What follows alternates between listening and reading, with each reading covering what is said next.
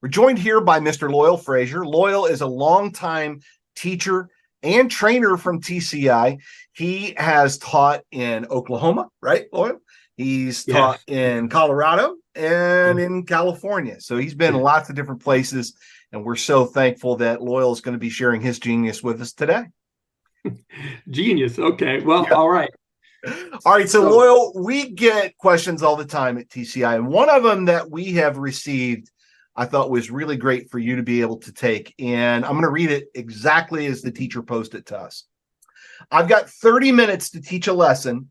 And when I go into the lesson overview page, I'm overwhelmed. What do I pick and choose from my options that I could do to meet my students' needs and cover the standards? So, well, I know that's a common question that you get sometimes. How do you answer that? How do you handle that as a teacher yourself?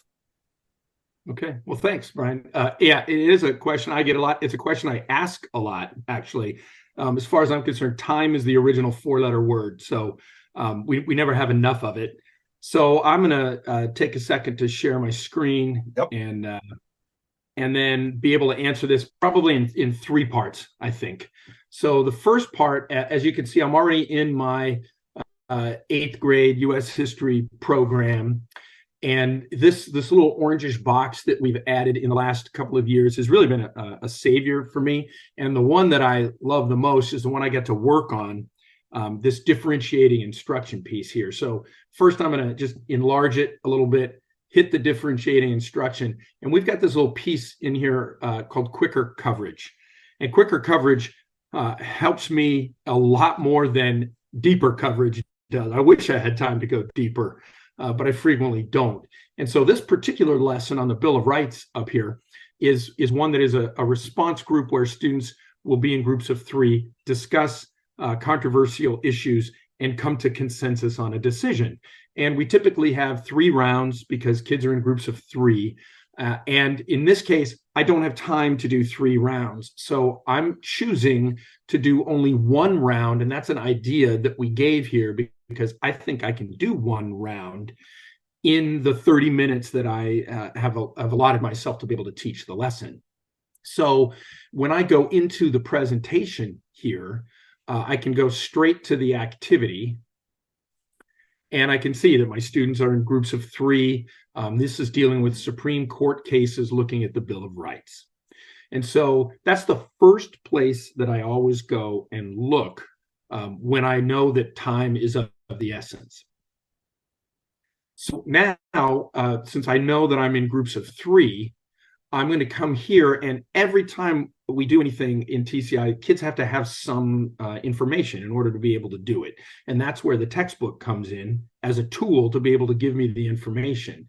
So here they're going to be looking at the First Amendment, and they're going to be having to find a little bit of information. Well, I know now that only 13% of adults in this country can name 2 of the 5 freedoms protected by the First Amendment. So I'm assuming that my kids really don't know very much of that, and I have to get it to them.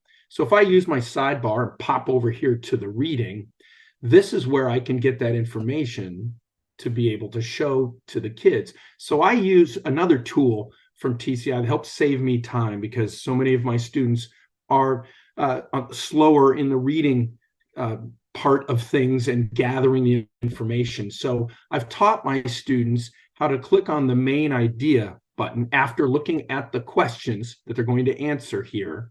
They click on the main idea. It highlights the main ideas in blue. And in their group of 3, I tell them to read the blue. And because all I'm trying to do is get the major points and ideas, the information out so that they can then do something with it in their discussion. So they can read the blue while answering the questions as they go along, which also should exist down here as well, depending on which way I want to have them do that. And so once they've done that, then they're able to come and have the discussion that I want them to have about this particular court case on the First Amendment. And that's the only one I'm going to get through. I'm not going to be able to cover the 2nd, and I think we cover the 6th on this one, and maybe the 9th. But I can cover this one, and I can cover it in enough depth that I don't feel like I've cheated them.